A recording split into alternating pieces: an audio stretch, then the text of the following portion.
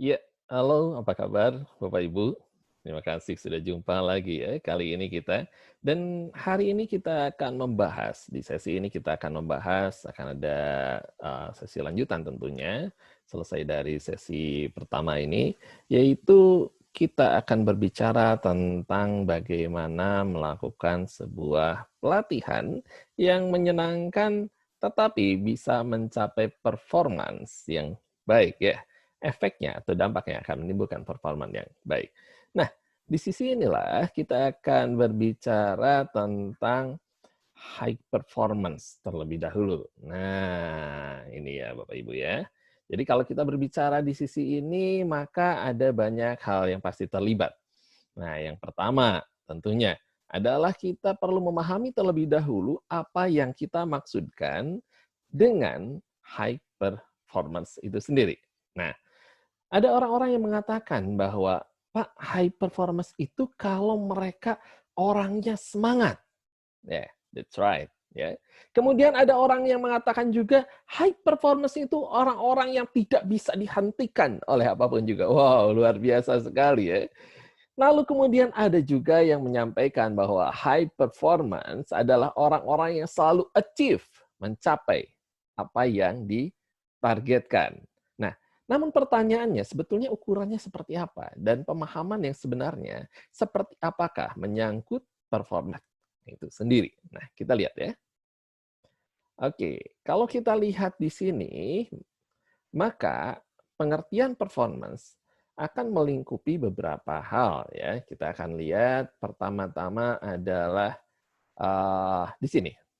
Ya, performance dapat diartikan sebagai tingkat pencapaian hasil. Nah, tadi ada yang mengatakan bahwa pencapaian Pak selalu mencapai. Ya, boleh. Oke, ini adalah pengertian dari performance itu sendiri.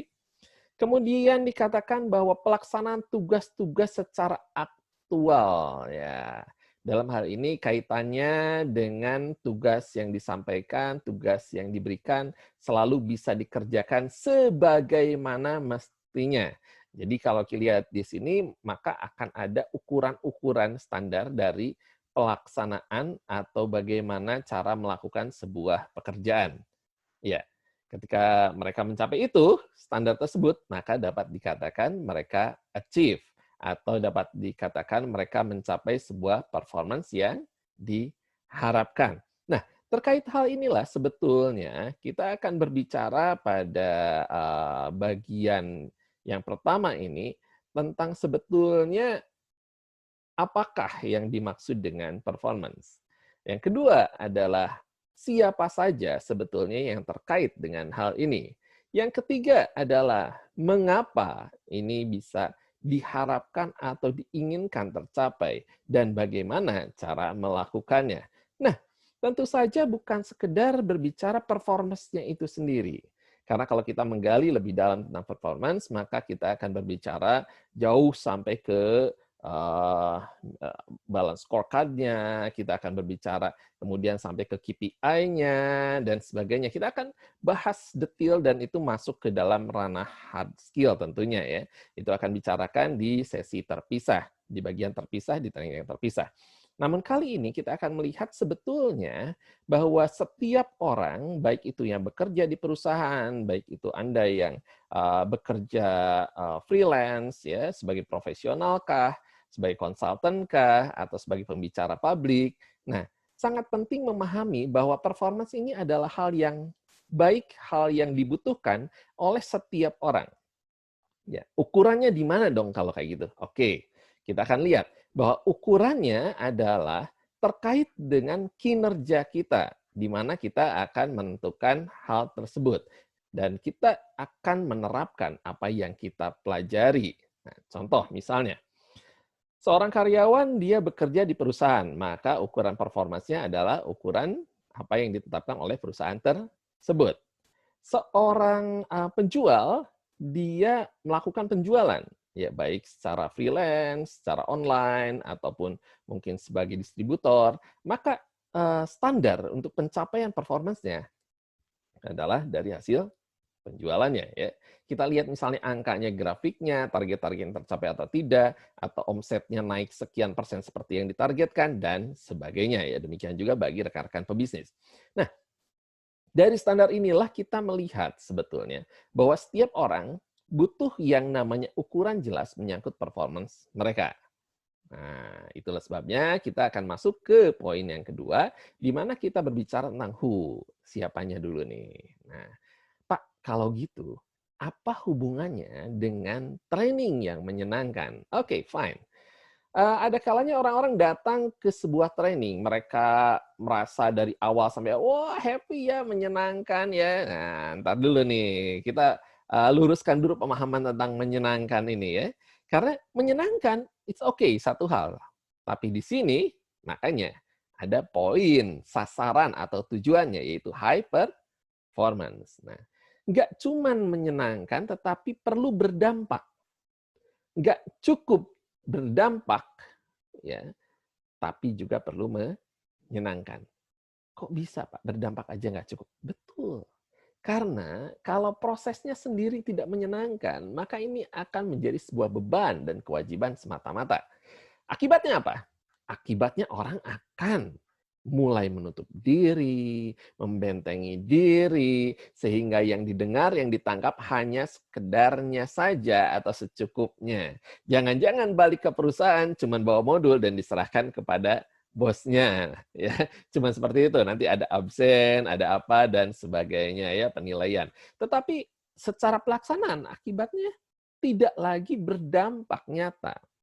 Di dalam pekerjaannya, penerapannya jangankan untuk diterapkan, dia bahkan mungkin banyak yang lupa.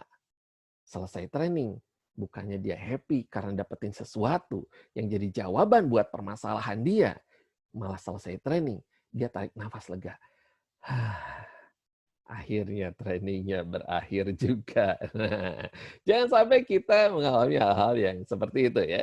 Makanya ada dua aspek di sini, yaitu prosesnya perlu menyenangkan dan hasilnya, dampaknya nyata terhadap high performance kita. Nah, training-training seperti inilah yang dibutuhkan, yang saat ini sebetulnya sedang sangat dibutuhkan oleh banyak orang ya, terutama di kondisi-kondisi yang seperti ini. Nanti kita akan lihat juga, mungkin bahkan di sesi-sesi berikutnya, kita akan bahas bagaimana membuat sebuah training dalam kondisi yang bisa dikatakan jarak jauh, menggunakan virtual atau digital, tapi tetap Anda dapat sesuatu secara optimal. Oke, kita balik lagi.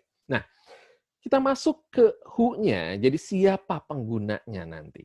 Nah, untuk menimbulkan kepuasan tadi, jadi kalau yang namanya happy itu beda dengan glad ya. Bisa bukan hanya sekedar senang-senang, tetapi ada perasaan yang gembira, yang bahagia gitu. Karena apa? Karena terpenuhi needs-nya. Ya, bukan hanya di luar, bukan hanya ramenya, tetapi needs-nya sendiri terpenuhi sehingga menimbulkan kepuasan. Nah, ini yang diharapkan ya. Nah, kapan mereka akan mengalami kepuasan setelah mengikuti training?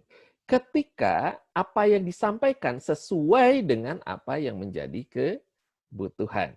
Nah, kebutuhan di sini nanti kita akan lihat nih, who-nya ini yang terkait. Apakah corporate kah ataukah public kah? Ya. Nah, mengapa demikian? Kenapa orang-orang ini akhirnya membutuhkan training? Kenapa perusahaan membutuhkan training? Nah, dasar mengapanya ini perlu kita cari tahu juga. Sehingga kita benar-benar bisa menjadi jembatan antara kondisi hari ini, yaitu present condition-nya dia, dengan apa yang diharapkan untuk dicapai after training, yaitu ideal condition yang ingin dicapainya. Nah, baru kita berbicara nanti tentang how-nya, bagaimana kita menatanya, menyusunnya, rundown-nya, ya, memasukkan di sebelah manakah jika kemudian ada guyonan, ya, kemudian kita masuk di sebelah mana jika kemudian ada ice breaking dan sebagainya. Media apa yang digunakan, nanti kita akan lihat ada checklist-checklist menyangkut hal tersebut. Oke, kita akan masuk aja langsung ke poin yang pertama, yaitu tentang bagaimana performance tadi, seperti yang saya sampaikan di depan, ukurannya tuh apa sih Nah, disinilah ada dua hal. Yang pertama adalah KPI dari aspek result tentunya ya, yang diukurnya nanti result yang diharapkan seperti apa. Yang kedua ada dari aspek kompetensi, yaitu kompetensi kemampuan dia dan kemudian perilaku ya. Saya sering mengatakan kalau di sini knowledge and skill ya, kalau yang di atas result-nya, hasil akhir atau outcome yang diharapkan. Nah, Bapak Ibu, ini perlu ditetapkan sebelumnya. Ya. Bagaimana cara menetapkannya? Oke, apabila kita sebagai pembicara publik dan orang-orang yang diundang adalah orang-orang secara umum, masyarakat umum lah ya. Saya bilang siapapun juga ya, tidak in-house tentunya dalam hal ini. Maka yang perlu kita tetapkan dari standar penentuan judul atau tema kita perlu melihat terlebih dahulu. Ya. Apa yang dicapai ini nanti diharapkan? Oke, sasarannya adalah peserta, nah apa gitu ya, mampu bla bla bla bla bla bla bla ya. Setelah mengikuti ini peserta memahami apa ya, peserta mampu menerapkan apa, peserta memutuskan atau berkomitmen untuk hal apa. Nah ini perlu dituliskan dulu. Ya. Kemudian, nah dari aspek nanti pencapaian ingin dicapai apa? Ya. KPI-nya. KPI-nya kita lihat dulu nih. Kita temanya tentang apa? Oke, tentang selling. Fine, tentang selling. Berarti tadi kompetensinya apa yang perlukan? Kompetensinya misalnya di dalamnya ada communication nih. Dia mulai mampu mengenali tipe-tipe lawan bicara. Ya, entah di ESC-nya, entah di VAK-nya. Ya. Kemudian mampu untuk menjadi active listening, ya, untuk menjadi active listener ya, dalam hal ini orangnya. Nah, dia mampu untuk menahan diri, menahan mulut untuk nggak nyerocos aja, tetapi dia menyimak, mendengar, mengambil poin penting, dan menanggapi dengan tepat. Ya. Kemudian, kemampuan apa lagi yang dibutuhkan? Handling objection. Oke, fine. Nah, apalagi kemampuan mengeksekusi peluang dalam hal ini bagaimana mengubah nih, melihat celahnya, oh ini pas nih. Nah, melihat tanda-tanda baik dari fisikalnya dalam hal ini adalah body language-nya atau dari responnya agar melihat pas nih untuk masuk ke closing ya, untuk trial closing tentunya dalam hal ini. Nah, hal-hal seperti ini kompetensinya perlu dibuat. Nah, result-nya apa yang diharapkan? Result-nya after ini bisa mencapai penjualan yang meningkatnya berapa persen. Kalau misalnya meningkat dalam hitungan angka jadi berapa. Jika yang meningkat ini dari sisi kinerjanya, oke, tadinya misalnya hanya 1 hari ya bisa ketemu 1 orang. Setelah mengikuti ini karena bisa lebih efektif, karena lebih apa ya, berdampak yang disampaikan sehingga nggak bertele-tele panjang kalau presentasi ya. Nah, sekarang 1 hari diharapkan bisa jadi 3 orang ya dipresentasikan. Misal contoh seperti itu. Nah, jadi dibuatlah yang namanya baik KPI-nya, baik kompetensi yang diharapkan ya. Nah, poin-poin yang diharapkan menjadi sasaran yang bisa didapatkan atau diketahui baik itu knowledge atau skill ya bahkan mungkin attitude oleh peserta yang hadir. Nah, ini adalah yang perlu ditetapkan di awal, baik kita sebagai pembicara publik ataupun pembicara atau trainer di perusahaan. Tetapi khususnya untuk pembicara publik, kita yang menetapkannya. Nah, bagaimana dengan kalau kita sebagai trainer di perusahaan? Baik itu kita internal trainer ataupun sebagai seorang yang terlibat di dalam pembuatan program perusahaan, baik itu HR, ataupun sebagai kita yang melakukan training di perusahaan. Dalam hal ini klien kita adalah corporate ya, in-house. Oke, nah ini kan ya usernya tadi kita sudah lihat ada 2, corporate dan public. Kita udah bahas selintas yang public, sekarang kita akan masuk ke yang corporate ya. Nah, dalam hal inilah sebetulnya training need analyze ini menyangkut 3 hal. Ya. Ada 3 aspek yang terlibat di dalamnya. Jadi kalau kita berbicara tentang kompetensi orangnya secara pribadi, nah itu adalah target dari yang namanya person competency based need analysis, ya. Kemudian jika terkait nanti pekerjaannya dia, nah, kalau orang cuma pengen dapat skill-nya deh, saya pengen bisa jadi gini lah. Nah, ini yang biasa kalau kita tanya ya ke orang-orang, apa yang Anda harapkan dari training ini? Biasanya mereka jawab, saya pengen bisa ini, saya pengen tahu tentang ini, saya pengen mengalami peningkatan di sisi ini. Nah, ini person competency based need analysis, nah, disebutnya ya. Tapi kalau ketika kita berbicara tentang job-nya, pekerjaannya, misalnya, oh, karena saya saat ini diangkat menjadi manajer, gitu. Oh, saya dipercayakan bagian yang baru. Ini sering kali saya temui jika pesertanya dari perusahaan ya, atau utusan dari perusahaan biasanya. Nah, perusahaan mengutus untuk datang ke sebuah training yang kita buat adalah tujuannya karena ingin memperlengkapi ya, orang-orang yang hadir ini untuk posisi tertentu atau untuk pekerjaan tertentu. Nah, inilah yang disebut sebagai job competency based need analysis. Nah, lalu kalau kita berbicara tentang bagaimana trainingnya itu sendiri biasanya dilakukan di perusahaannya, ya secara eksklusif.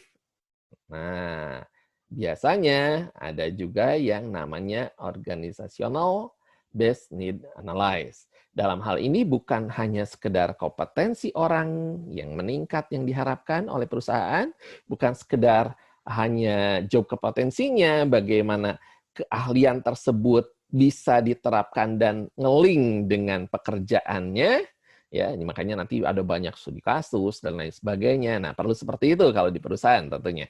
Nah, ada satu lagi yaitu target dari perusahaan, nilai-nilai dari perusahaan, apa yang diharapkan oleh perusahaan itu sendiri. Nah, ini nanti akan banyak aspeknya ya, tapi kita akan lihat kaitannya dalam hal ini dengan penyelenggaraan sebuah training. Nah, kita lihat di sini contohnya. Ini kompetensi yang disyaratkan bla bla bla bla A B C D dan seterusnya. Ini adalah target-targetnya. Biasanya kalau kita berbicara di perusahaan akan ada muncul nih seperti ini. Gimana kalau perusahaannya sendiri nggak ngerti? Dia cuma pengen, aduh, saya pengen bikin training karena tim saya seperti ini, sementara saya mengharapkan agar bisa tercapai seperti ini. Nah, disinilah peran kita ya. Jadi sebagai trainer yang berkualitas, kita bukan hanya datang nyodorin proposal, tetapi kita juga melakukan yang namanya consultative selling ya. Consultative selling artinya kita juga melakukan konsultasi dengan mereka ya, memberikan konsultasi dengan mereka, menjadi seorang konsultan tanda kutip buat mereka. Kira-kira Pak, boleh saya tahu apa yang diharapkan? Ini pesertanya rencananya level apa Pak? Kemudian apakah pernah dilakukan training sebelumnya? Nah, dan sebagainya ya, itu akan ada kita lihat nanti listnya di sebelah belakang. Oke, nah ini pun sama. Memang hasil yang ditargetkan, Pak, boleh saya tahu kalau dari level 4 level, ya misalnya 1 adalah basic, 2 intermediate, advance, 4 expert, kira-kira yang diharapkan untuk peserta ini, anggaplah pesertanya para manajer misalnya atau supervisor ya, leader lah minimal, berapa ya, Pak, ya skalanya yang dibutuhkan? Oh, ininya ini, 4, ini 3, oke. Dari sini kita tahu dong, ya, apa yang diharapkan oleh perusahaan. Barulah kita berbicara, boleh saya tahu Pak, selama ini seperti apa yang sudah mereka lakukan atau sudah dicapai oleh peserta ini? Apakah di level apa? Nah, ini bisa kita tanyakan, bisa yang kedua adalah dengan kita memberikan assessment awal atau kuesioner awal kepada peserta. Nah, di beberapa training yang saya adakan, biasanya apalagi yang memiliki durasi lebih dari 1 hari, ya istilahnya 1 hari full day, gitu. Jadi kira-kira sekitar lewat dari 10 jam pembelajaran, kadang-kadang saya berikan di depan itu namanya asesmen tertulis. Asesmen tertulis ini kita berikan ke PIC-nya, PIC akan sebarkan melalui email, ya, semacam kuesioner dalam bentuk apa ya, isian. Tapi untuk saat ini biasanya bisa juga kita lakukan dengan memberikan yang namanya Google Form ya. Bapak Ibu yang pernah bersama-sama dengan saya kelas, kadang-kadang ketika pendaftaran itu ada ya Google Form yang diisi apa yang diharapkan dan sebagainya. Dari situ kita bisa lihat juga ya. Nah, lalu dari angka yang sudah kita ketahui, nah cuman kalau untuk yang ini nanti ada tuh poin-poinnya, pertanyaan-pertanyaannya, indikator, sehingga kita bisa tahu, oh levelnya kira-kira di sini. Nah, dari situ kita lihat gap-nya. Dari gap inilah kemudian kita bisa tahu sebetulnya, oke, mungkin collaboration-nya boleh deh gitu, kita sentuh, tapi kan di sini 0, berarti sebenarnya udah tercapai kolaborasi yang diharapkan oleh perusahaan. Jadi apa yang lakukan dengan kolaborasi? Ya mungkin di game-nya kita akan main di sini ya.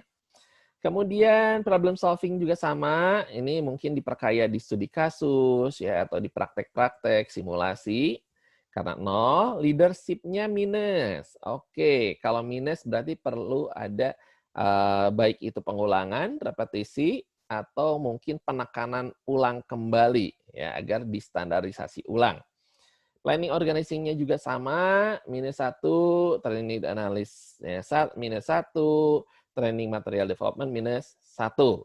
Maka dalam hal ini, materi yang kita susun, modul yang kita susun akan lebih banyak menekankan ke 4 aspek ini. Walaupun yang kita kejar totalnya ada sekitar 7 poin, tetapi yang akan kita tekankan lebih banyak di 4 ini. Nah, dari sinilah kemudian nanti kita akan menyusun rundown-nya ya atau modulnya.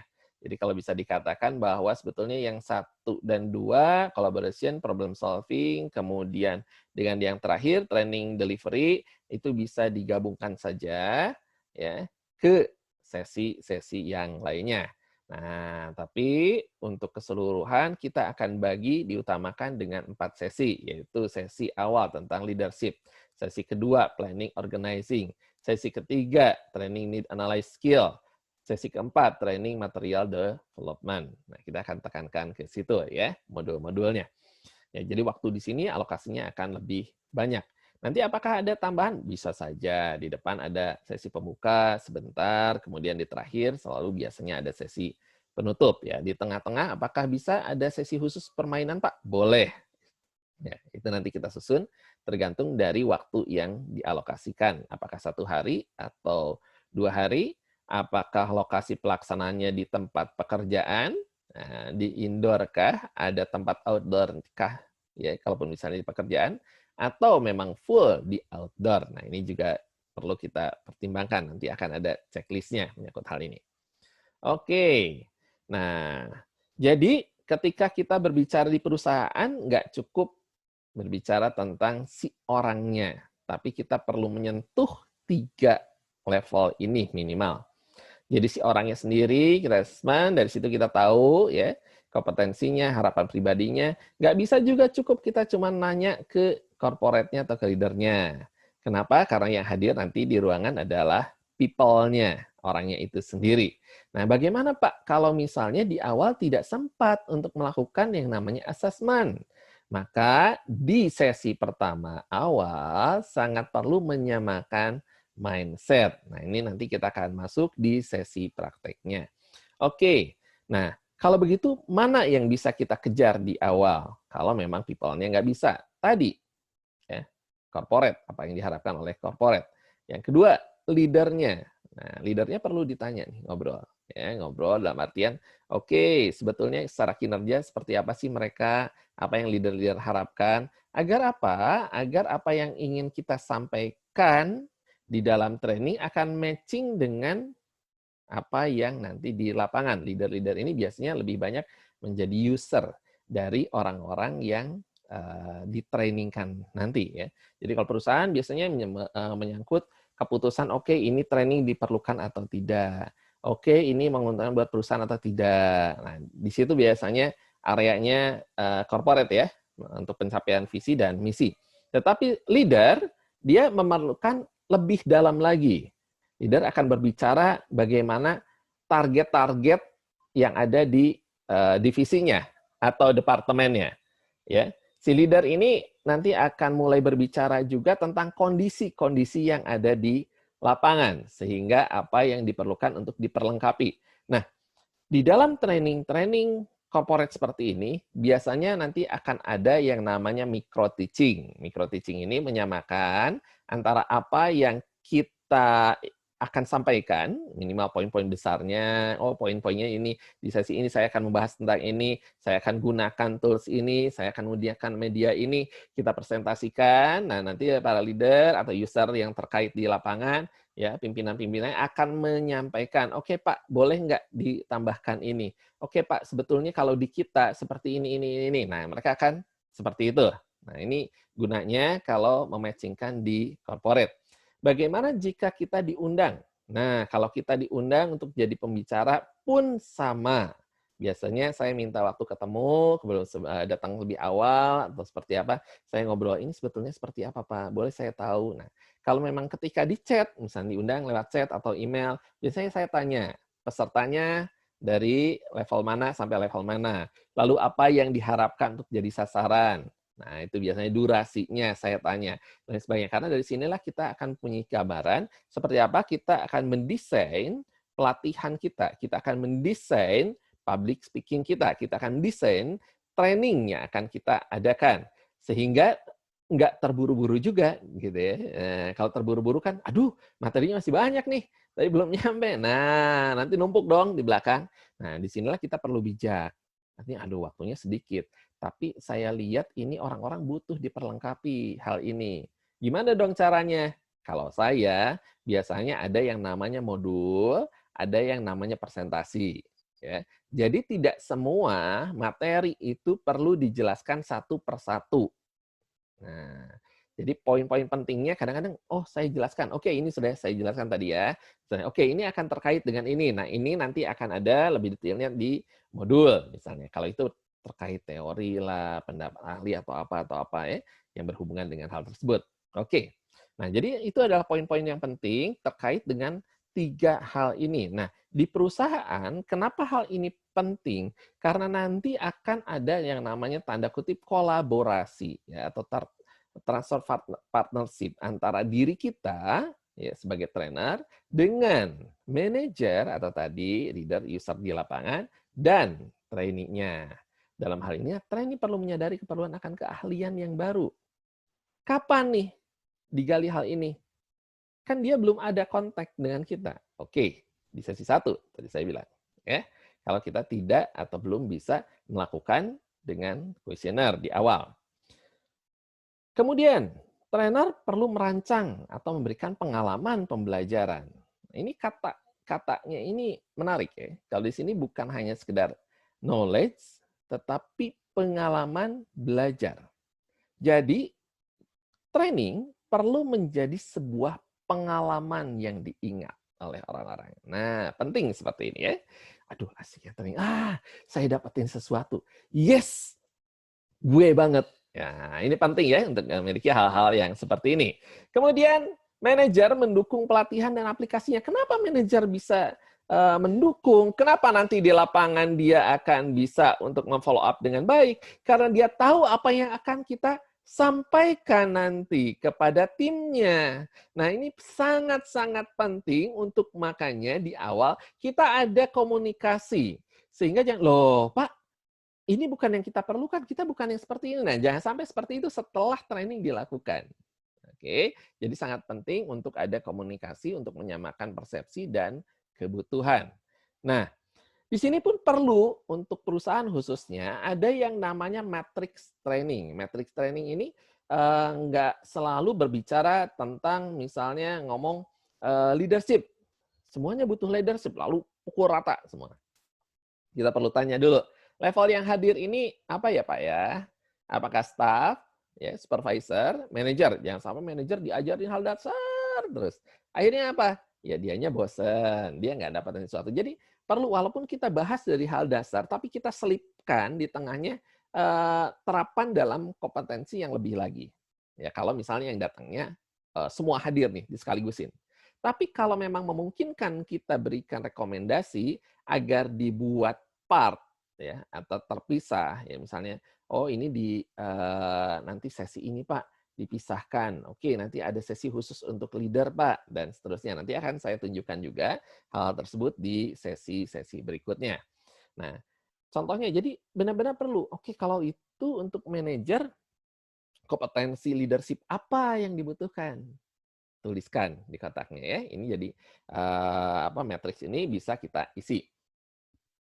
Terus kemudian leadership untuk supervisor yang seperti apa? Leadership untuk staff itu seperti apa? Ya, jadi perlu jelas poin-poinnya ya. Communication. Ini communication ya. Eh, untuk manajer seperti apa ya kemampuan komunikasi yang dibutuhkan oleh manajer?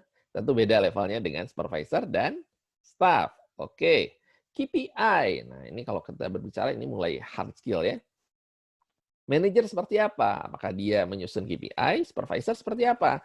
Apakah dia mengawasi dan menilai? Staff seperti apa? Oh, agar dia memahami bahwa KPI itu penting, sehingga bukan sebuah beban, melainkan ukuran jelas yang membuat dia memahami track-nya, apa yang perlu ditingkatkan, apa yang perlu kemudian juga dieliminir karena tidak mendukung untuk pencapaian dari KPI yang semestinya dia capai. Nah, ini adalah hal-hal penting yang bisa kita buat secara matriksnya apabila di perusahaan. Bagaimana dengan training yang publik, Pak? Oke, training publik pun ini sangat penting.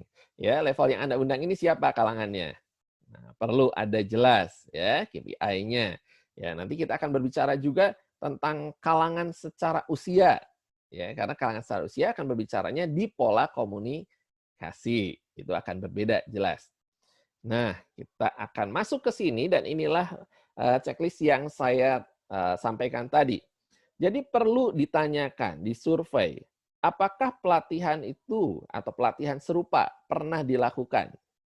Terus dampaknya seperti apa? Sehingga kita tahu, oke, yang dulu sejauh ini sampai level ini, berarti saya dilanjutkannya seperti apa? Untuk training publik seperti apa? Untuk training publik juga sama, ya. Training sejenis pernah diadakankah? Kalau misalnya kita ngiklanin di mana, di komunitas mana, ya kita infokan kita bakal ada training tentang ini. Oke, sebelumnya pernah ada nggak? Coba kita survei dulu, poin-poinnya tentang apa, ya. Sehingga kita tahu, oke, atau saya sebelumnya pernah mengadakan nggak training serupa. Dulu ngajarnya tentang apa? Ini saya beberapa kali pernah melakukan ini. Jadi saya pernah bikin training yang namanya practice KPI. Jadi bagaimana menggunakan KPI. Nah, ini untuk orang-orang ketika level awal pemula. Kemudian setelah itu saya buat lagi training KPI tapi berbeda. KPI for Growth Organization. Nah, ini mulai KPI-nya dari sisi organisasi ya. Jadi mulai masuk key result, mulai masuk apa. Kemudian saya bikin lagi kaitannya dengan OKR. Nah, jadi berbeda-berbeda ya. Ini perlu kelihatan. Akan ngait nggak ke yang training sebelumnya? Ada selintas, tetapi tidak lagi dibahas dari training yang sebelumnya. Hanya untuk dicek, oke, dari yang sebelumnya ada yang pahami nggak? Sehingga kita tahu kadar yang perlu diulangnya sejauh apa. Ya, jangan sampai kelamaan ngulang yang topik yang dulunya, topik yang sekarangnya malah nggak dibahas. Nah, ini perlu juga diperhatikan. Oke, kemudian metode yang sesuai dengan budaya organisasi. Kita lihat ya, kalangannya pertama, budaya masyarakat setempat itu apa, seperti apa. Ya, kalau kita berbicara untuk training publik, ya, kita infokan trainingnya di mana nih? Di daerah mana? Di daerah Jawa Barat, Jawa Timur, Kalimantan, Sulawesi. Nah, perhatikan culture-nya, cara bicaranya. Joke di satu tempat akan berbeda dengan di tempat yang lain, ya. Kontekstual satu tempat akan berbeda di tempat yang lain juga. Tolong diperhatikan ya untuk hal ini. Oke. Biasanya saya ngomong misalnya tentang makanan daerah tersebut. Saya ngomong tentang misal, wah asik sekali ya di sini ya. Kemarin saya sempat jalan loh ke sini. Wah, luar biasa memang ya. Nah, sebutin nama daerahnya misalnya. Contoh seperti itu. Itu akan menarik perhatian dan buat orang-orang merasa in dan dihargai. Baik. Nah, ini terkait daerahnya secara culture. Kemudian budaya organisasi seperti apa? Wah, sekalian masuk sini rapi, semuanya orang-orangnya ramah. Saya lihat ini perbedaannya ya di sini. Nanti tunjukkan nih, sebenarnya seperti sebuah pujian disampaikan, tapi sebetulnya kita sedang memasukkan poin-poin yang memang merupakan budaya di organisasi tersebut supaya mereka ngeh, iya ya ternyata kalau saya melakukan ini, ternyata kalau budaya kerja ini diadakan atau ditetapkan oleh perusahaan, ini tuh satu hal yang baik menurut orang lain. Ini tuh bermanfaat buat kami. Ini tuh adalah hal yang indah. Nah, mereka menyadari itu karena disampaikan dalam bentuk pujian seperti itu. Oke, kemudian di sini ada kriteria untuk mengukur keberhasilan pelatihan. Ya, kriterianya apa sih? Tadi makanya ada kompetensinya, ada juga secara KPI-nya. Lalu kemudian pola hubungan dan kebiasaan di organisasinya seperti apa? Oke, ini bisa digali di tengah-tengah ya, di dalam studi kasus sebetulnya. Nah, tapi apabila kita sudah tahu di awal akan jauh lebih baik. Contoh tadi level hierarkinya apa nih? Level hierarkinya apakah dia supervisor, kemudian apakah dia manajer, apakah dia staff. Nah, kaitannya dia dengan atasnya seperti apa? Garis koordinasinya. Garis otorisasinya ke bawah seperti apa? Kerjasama ke sampingnya seperti apa koordinasinya juga ya. Nah, jadi perlu jelas agar dia nanti terkait bagian apa, sehingga ketika kita berbicara studi kasus, itu akan kena ke permasalahannya. Demikian juga sebisa mungkin survei ini dilakukan ketika kita melakukan training publik. Nah, boleh tahu profesi Bapak Ibu misalnya. Nah, itu bisa ditanyakan ya atau mungkin di formnya ketika mendaftar nama misalnya dituliskan, oke, kota mana asalnya, ya selain nomor WA ya kalau misalnya WA untuk komunikasi dan alamat email untuk mengirim mungkin materi dan sebagainya, kita bisa tanyakan juga yang namanya profesi. Dari situ kita bisa tahu ya dan bisa konteksnya itu ketika penyampaian akan bisa kena juga. Baik, kemudian manfaat yang didapat secara pribadi atau organisasi ya tentu saja tadi terkait dengan need analyze-nya dalam hal ini, tetapi ada poin-poin tambahan yang bisa kita tambahkan. Jadi setelah mengikuti tren ini peserta akan mampu ini. Nah, ini manfaatnya ya. Jadi perlu sekali disampaikan biaya yang harus keluarkan untuk pelatihan. Nah, ini juga perlu dilihat. Ada dua aspek yang perlu kita hitung. Yang pertama, kalau kita mau membuat pelatihan di internal kita sendiri, apakah masuk budgetnya atau tidak? Pelaksanaan durasi berapa lama? Berapa orang yang bisa ditampung? Ya, dalam artian kita perlu memilih dong, kalau semua karyawan kita membutuhkan pelatihan hal tersebut, tapi prioritasnya yang mana dulu? Nah, ini penting juga ya. Jadi dihitung agar sesuai nggak dengan budget yang ada di perusahaan. Apabila kita ingin membuat sebuah training publik, maka kita juga perlu menghitung orang-orang yang disasar nanti jadi market kita, kemampuan secara finansialnya seperti apa. Kemudian efek dari pelatihannya akan berdampak seperti apa terhadap income mereka atau pekerjaan mereka. Apakah sesuai ya menurut pola pikir orang-orang tentunya dengan biaya yang dikeluarkan atau tidak. Jadi dalam hal ini juga kita perlu menghitung. Oke, menyesuaikan materi dengan tuntutan kerja. Nah, di sini teori bukan hanya sekedar knowledge atau teori-teori cuplikan saja, melainkan makanya perlu ada contoh kasus. Kita perlu contohkan misalnya bagaimana kalau di tempat Bapak Ibu, oh gini-gini. Nah, kalau ada yang gini gimana biasanya Bu? Nah, kita contohkan dengan hal seperti itu. Kemudian level dan usia juga perlu disesuaikan. Tadi level kita sudah bahas, usia. Saya pernah satu kali mengadakan training dan itu untuk calon-calon pimpinan daerah, eee, dan juga ada, pimpinan-pimpinan daerah. Ketika saya datang ternyata di sebuah ya perusahaan ya, perusahaan asing, yang datang ini ternyata masih milenial semua. Jadi tadinya, waduh saya targetkan bla bla bla bla bla, yang datang seperti ini. Akhirnya saya ambil satu sesi di awal, mindset tetap sama, tapi begitu ada jeda tuh 15 menit, jeda break, saya langsung ubah beberapa hal. Saya ubah.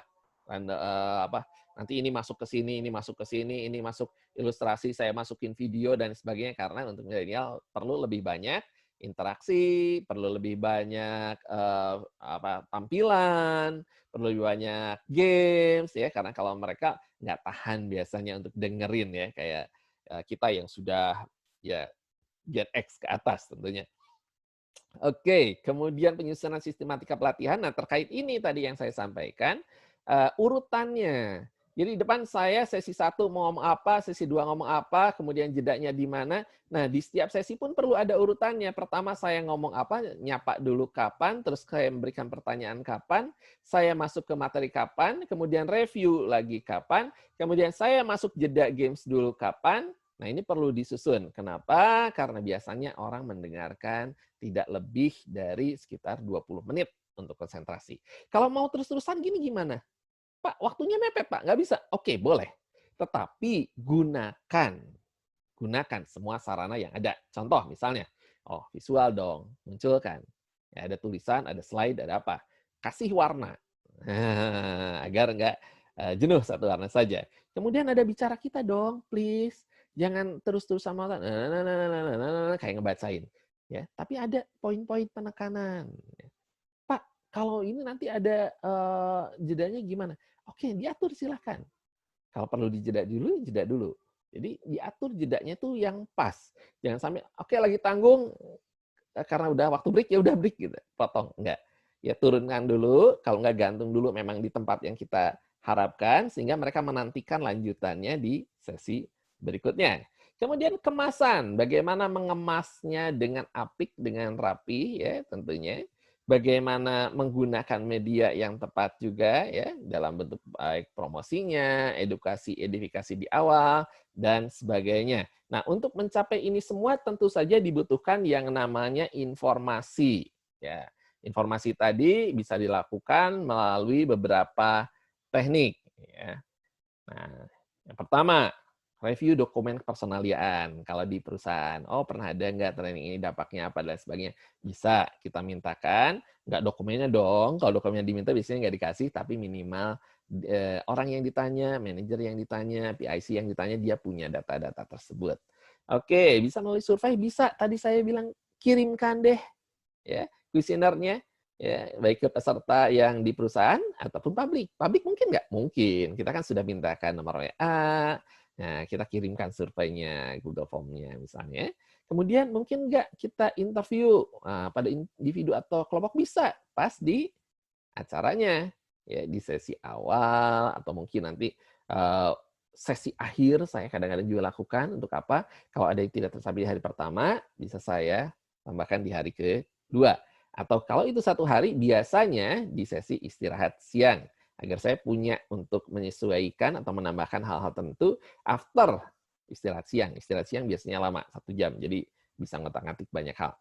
Observasi, apakah mungkin bisa kita datang dulu ke perusahaannya, datang dulu ke komunitasnya, ketika mereka mengadakan acara serupa kita hadir dulu, oh biasanya gini, oh oke situasinya seperti ini, orang-orangnya responnya seperti ini. Nah kita bisa mendesain untuk hal itu. Dan nanti saya akan tunjukkan juga beberapa contoh video tentunya. Nah bagaimana melakukan training di kalangan-kalangan yang berbeda ya. Oke, nah tes atau kuesioner juga bisa diberikan, ya. Itu di awal lewat pretest, itu akan memberikan gambaran seperti apa pemahaman mereka sehingga kita bisa menekankan hal-hal yang diperlukan di dalam training. Ya. Akhirnya akan dicek lagi di terakhir nanti dengan adanya yang namanya post test. Di situ nanti akan ada perbandingan nih. Yang tadinya nggak ngerti jadi ngerti, yang nggak bisa jadi bisa, oke, dan seterusnya.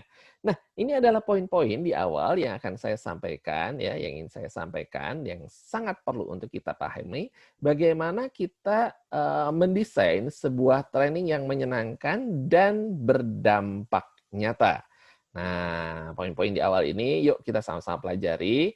Silahkan mulai bikin kotretannya ya, coret-coretnya apa yang perlu disiapkan secara pribadi, ya baik itu untuk diterapkan di perusahaan ataupun kita sebagai pemateri publik tentunya. Nah, hal-hal lainnya kita akan tentu lanjutkan di sesi berikutnya.